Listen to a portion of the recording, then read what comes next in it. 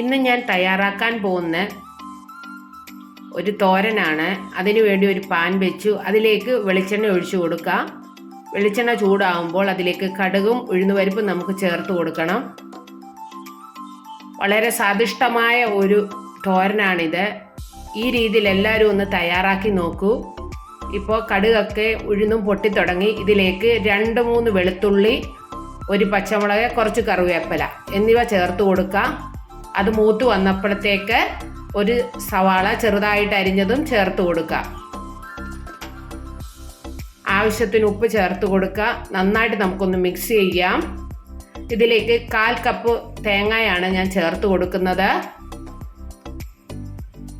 അതും ചേർത്ത് നന്നായിട്ട് നമുക്കൊന്ന് മിക്സ് ചെയ്യാം. ഇനി ഇതിലേക്ക് ചെറുതായി അരിഞ്ഞു വെച്ച അമരപ്പയറാണ് ഞാൻ ചേർത്ത് കൊടുത്തിരിക്കുന്നത്. ഇനി നന്നായിട്ട് നമുക്ക് മിക്സ് ചെയ്യാം. ഇതിലേക്ക് 1/4 ടീസ്പൂൺ മഞ്ഞൾപ്പൊടിയും ചേർത്ത് കൊടുക്കാം. ഇനി നന്നായിട്ട് മിക്സ് ചെയ്തതിന് ശേഷം ആവശ്യത്തിന് അല്പം വെള്ളം ചേർത്ത് നമുക്കിതൊന്ന് വേവിച്ചെടുക്കണം. അമരപ്പയറിന് അല്പം വേവുള്ളതാണ്, അതുകൊണ്ടാണ് വെള്ളം ചേർത്ത് കൊടുക്കുന്നത്. ഇനി നന്നായിട്ട് മിക്സ് ആക്കിയതിന് ശേഷം നമുക്ക് ഇത് അടച്ചു വെച്ച് വേവിച്ചെടുക്കണം.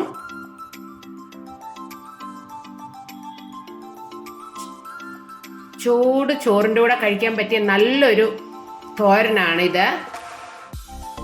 ഇപ്പം നന്നായിട്ട് വെന്ത് വന്നിട്ടുണ്ട്. ഇതിലേക്ക് 1/4 കപ്പ് ചെറുപയർ വേവിച്ചതാണ് ചേർത്ത് കൊടുക്കുന്നത്. ഇനി നന്നായിട്ട് നമുക്കൊന്ന് മിക്സ് ചെയ്യാം.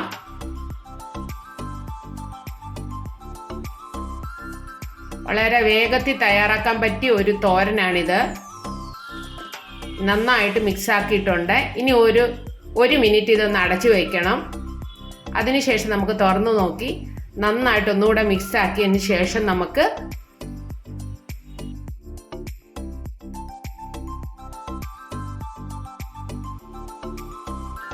ചോറിൻ്റെ കൂടെ ഉപയോഗിക്കാവുന്നതാണ്. ഇപ്പോൾ നമ്മുടെ അമരപ്പയർ തോരൻ റെഡിയായി. ഈ വീഡിയോ നിങ്ങൾക്ക് ഇഷ്ടമായ ലൈക്ക് ചെയ്യാനും എൻ്റെ ചാനൽ സബ്സ്ക്രൈബ് ചെയ്യാനും മറക്കരുത്. പുതിയ വീഡിയോ ആയിട്ട് കാണാം. Thank you.